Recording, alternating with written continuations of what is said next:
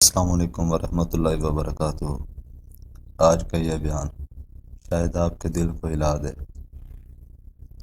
ایک ایسی قبر، ایک ایسا منظر کہ وہاں موجود ہر شخص رو پڑا۔ آخر قبر میں ایسا کیا ہوا تھا؟ آئیے سنتے ہیں۔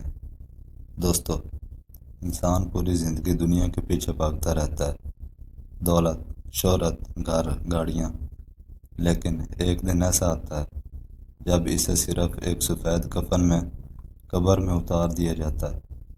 کہتے ہیں ایک شخص کی وفات ہوئی، لوگ اسے قبر میں اتار رہے تھے، ہر طرف خاموشی تھی، آنکھوں میں آنسو تھے۔ اچانک اس کے چھوٹے بیٹے نے روتے ہوئے کہا، ابو، آپ واپس کب آئیں گے؟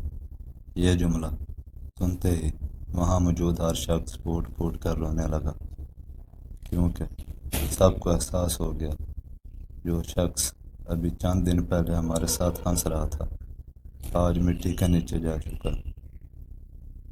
بھائیو، قبر بہت خوفناک حقیقت ہے۔ وہاں نہ کوئی دوست کام آئیں گے، نہ دولت، نہ طاقت، صرف اعمال ساتھ جائیں گے۔